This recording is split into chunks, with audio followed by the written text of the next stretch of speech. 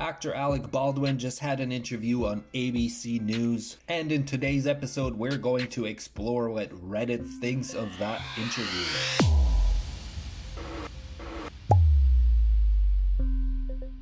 Welcome back to the Monday show of Redditainment, which is where we dive into the AskReddit subreddit, and today's topic is the post by Accomplished Gold 750, who asked, "What do you think of Alec Baldwin's interview?" If you don't know what we're talking about, you must be living under a rock, but this is referring to the interview that Alec Baldwin had on ABC News in regards to the allegedly accidental shooting in Santa Fe, New Mexico that occurred on set where Alec was filming for an upcoming movie called Rust.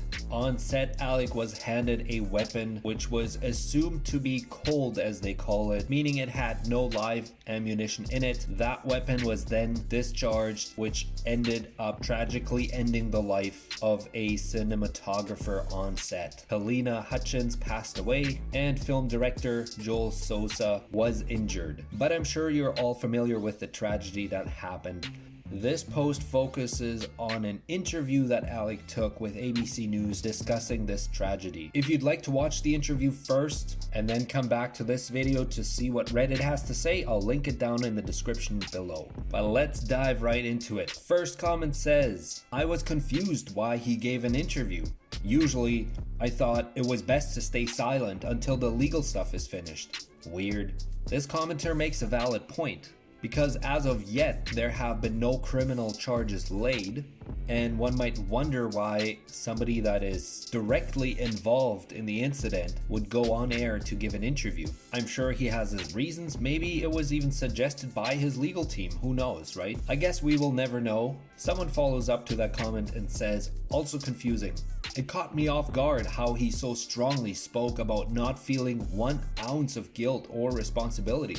Sure, he maybe didn't divulge any details of the investigation, but he sure tried to make it clear he takes no liability/guilt for what happened." I found that part of the interview rather strange as well, because feeling of guilt doesn't necessarily mean admission of wrongdoing or an admission of a criminal offense. It basically just means that you have a feeling of guilt for what happened. And I find that hard to believe, that if somebody was in a situation where, even if it was an accident and it was not done on purpose and you didn't mean to, but you hurt somebody, or in this case tragically took someone's life, and you come out from that saying that you feel absolutely no guilt, I find that hard to believe. But then again, maybe he's not feeling any guilt at all. I don't know. That's just my opinion. I think I would still feel guilty even if I knew I didn't do anything wrong.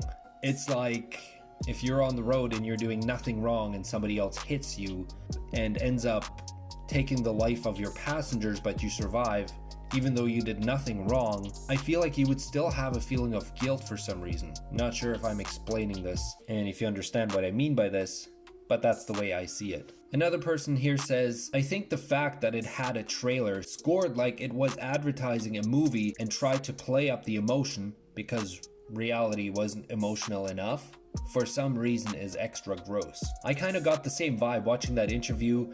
There's music in the background and the emotional parts.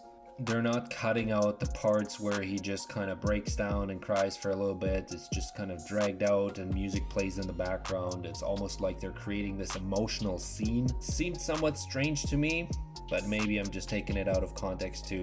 But hey, that's why we're here. We all have opinions, right? So let's go through some more. Someone else says, "Well, the trigger thing is true. It was an old style revolver and he was directed to pull the hammer back, which he did, and then released it, discharging the gun. So he's not in denial of what happened." I believe this comment refers to the fact that in the interview, he denies pulling the trigger on the gun. And some people are calling him out for that, saying, well, he's just in denial. The gun obviously went off. The gun was obviously discharged. So how can it possibly happen if he did not pull the trigger? And this comment really puts it into perspective that maybe he was not in denial. Maybe he is actually saying the truth and he did not pull the trigger because it is a different style of gun. It's an old style revolver. And I'm in no way an expert on guns or how they work. New ones compared to old ones, so I can't really chime in here. But looking at this comment, it makes perfect sense. If that's the style of gun it was, then he is correct. He did not pull the trigger. I mean, he did discharge the gun in some way, but technically didn't pull the trigger. Next comment says, I'm amazed he even did the interview, presumably to announce his claim. This seems, from a legal and liability perspective, highly ill-advised. Again, there seems to be a lot of people thinking that this was a bad move in terms of liability and from a legal aspect. Op follows up and says, agreed. He's very strategic, but not bright. He chose who was going to interview him. He probably told George what to ask, had a say in the editing. Yeah, the interview says unscripted, but again, anything you see online these days, you gotta ask yourself if it's really unscripted or if that was his strategy from the start. Put out an interview, make it appear like it is unscripted. But at the end of the day, maybe he did choose the questions and the answers he was going to give to paint a picture or to make him seem less liable. Maybe this was all planned by his legal team for all we know.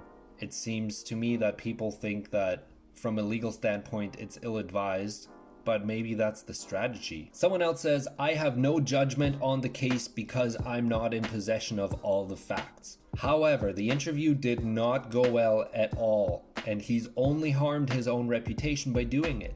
The first time he spoke about this in public should have been after the legal proceedings had finished. It's just such a horrible tragedy that should not have happened. This guy makes a very good point, especially in the first sentence here. I have no judgment on the case because I'm not in possession of all the facts. Because right now you will have news media and everybody online having an opinion and speculating on what could have happened, on what probably happened.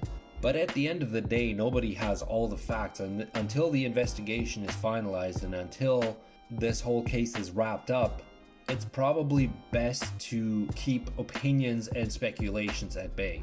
Because with so many cases, when you might think you know the answer, you might think you know exactly what happened, and then if you actually look at the case, or if it does go to court and you look at the evidence presented, sometimes that can create a different opinion on what actually went down. Another person says, the interview was definitely a deal between him and ABC. In other words, ABC get the interview, but Alec Baldwin's lawyers get to dictate specific questions and have full editorial control over what gets aired. The interview was not well done by Alec Baldwin, and I can only imagine what was said that needed to be cut.